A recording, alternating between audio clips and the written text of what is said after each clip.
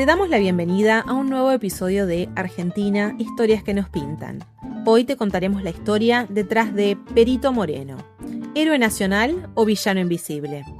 Fue científico, naturalista, explorador, conservacionista, político, botánico y una figura clave en la construcción del mapa argentino.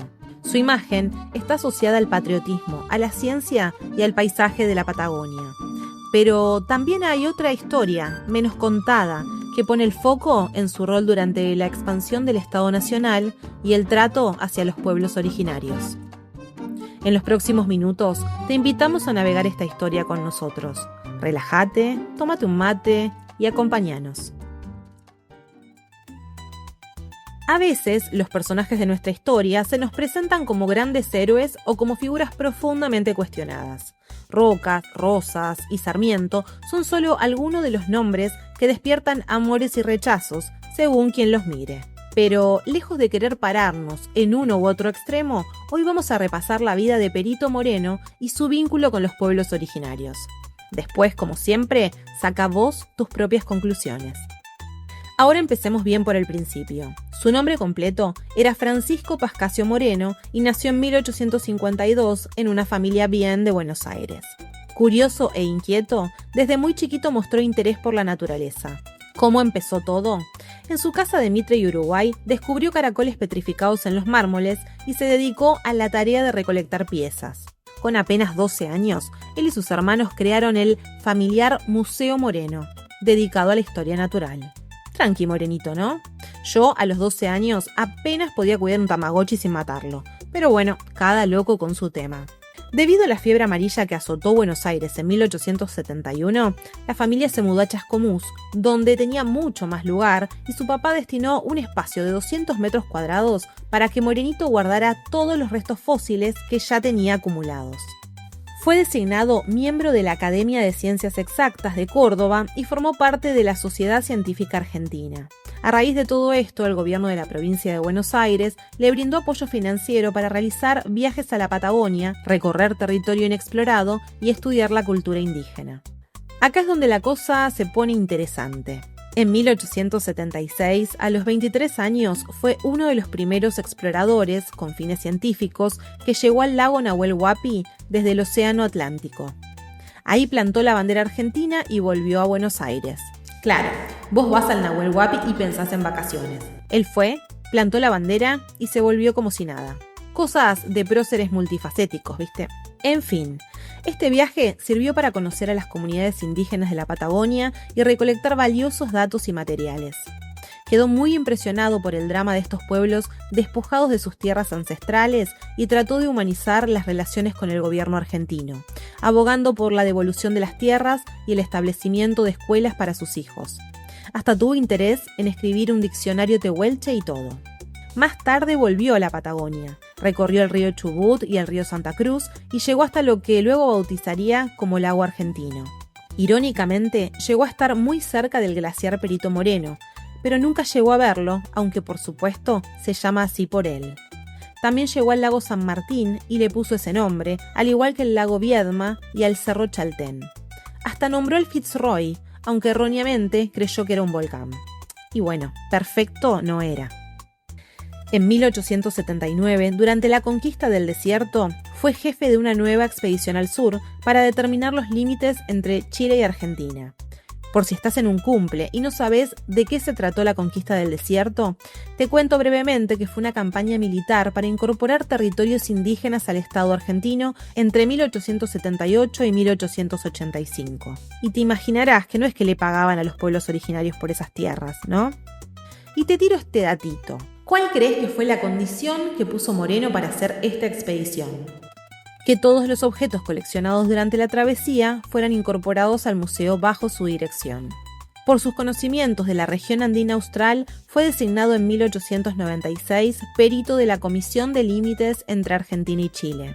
Ya te contamos todo en el episodio pasado sobre la comunidad galesa de Trevelin, así que si no lo escuchaste, te lo recomiendo. En conclusión, Moreno fue bastante groso y los datos que aportó abrieron nuevos horizontes a la antropología sudamericana y posibilitó que varios científicos europeos se abocaran a estudiar las razas originarias de América del Sur. Según cuentan las malas lenguas, su relación con los caciques y otros miembros de los pueblos originarios fue amistosa en algunos casos y hostil en otros. De hecho, se dice que una vez intentaron envenenarlo con tóxicos mezclados con frutillas y leche, y se salvó gracias a una niña indígena que le avisó justito. Durante una de sus tantas expediciones para estudiar la Patagonia, un cacique mapuche llamado Valentín Sayhueque desconfió de él y lo tomó prisionero. La cosa es que el hechicero de la tribu le recomendó arrancarle el corazón a Moreno a orillas del río, pero logró escapar a tiempo junto a sus compañeros con la ayuda de Utrac, hijo del cacique Inacayal. Para ponerte en contexto, te cuento que Inacayal y Sayhueque eran fuertes líderes de la comunidad mapuche tehuelche en la Patagonia y negociaban con el gobierno para defender sus tierras, y no estaban dispuestos a ceder territorio sin pelear. Resulta que Valentín Sayhueque no se quedó tranquilo y mandó a su hijo Francisco a perseguir a Moreno, que se salvó cuando encontró una partida del ejército de frontera. Había huido durante varios días, caminando con piedras atadas en su poncho que arrastraba para borrar huellas. Qué ocurrente, ¿no? Y por si te interesa, te cuento que esta anécdota está muy bien retratada en la película Fuga de la Patagonia de 2016. Rapidito, te agrego que en 1885 se casó con Ana María Varela, nieta del escritor Florencio Varela, y de esta unión nacieron 7 hijos. Y ahora agárrate porque la historia se pone medio turbia, Pero vayamos un pasito más atrás. En 1885, cuando termina la tristemente célebre conquista del desierto, las familias de los pueblos originarios estaban arrinconadas en la cordillera. Entonces, el ejército les pidió la rendición y los invitó a negociar. Pero esta negociación nunca llegó. El coronel Lorenzo Winter los atacó a traición, mató a más de 20 personas y capturó al resto. ¿Qué pasó después? La cosa siguió más o menos así. Llevaron a cerca de 400 prisioneros caminando hasta el puerto de Carmen de Patagones y los embarcaron en el buque Villarino, en donde vivieron una verdadera tortura. ¿Y cómo entra Moreno en esta historia? Entre esos prisioneros estaba la familia del cacique Inacayal, el que lo había ayudado a escapar aquella vez.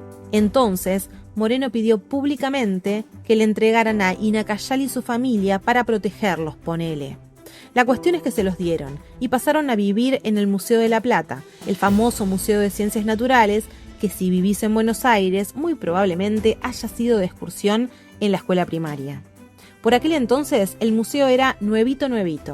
Se inauguró en 1884 y la familia tehuelche llegó un año después.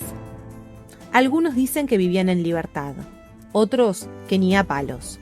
Si bien Moreno expresó públicamente su deseo de libertad para las familias, dentro del museo habrían sido aprisionados, maltratados y expuestos a revisiones de científicos de Argentina y Europa. O sea, se dicen que fueron utilizados como animalitos de laboratorio. Algunos afirman que eran sometidos a condiciones degradantes y sin libertad plena. Inacayal falleció el 24 de septiembre de 1888 en el mismo museo, de donde nunca pudo irse.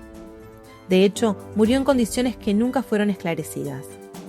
O sea, hasta acá tenemos museo, gente viva, exposiciones. Ya te está picando la incomodidad como a mí, ¿no? El antropólogo holandés Herman ten Cate hizo un registro por aquellos años y dijo que los indígenas estaban deprimidos, enojados, molestos y que no hablaban.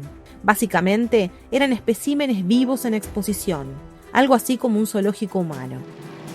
Por más que Inacayal sabía español, algunos dicen que lo único que respondía era: «Yo jefe, hijo de esta tierra, robaron mis caballos, la tierra que me vio nacer, mataron mis hijos y a mis hermanos, yo enojado». Dicen que eran obligados a trabajar en el museo, las mujeres a cocinar y hasta tejer mantas y prendas que luego se ponían en exhibición como etnográficas. De hecho, el 27 de septiembre de 1887, el diario La Capital de La Plata realizó una nota sobre ciertas dudas en cuanto a las circunstancias en que fallecieron los indígenas que moraban en el museo. Pero la justicia no investigó y el tema no fue considerado hasta un siglo después. Recién en 1994, la División Antropología del museo entregó parcialmente los restos del cacique Inacayal a sus descendientes, luego de los reclamos de los pueblos originarios.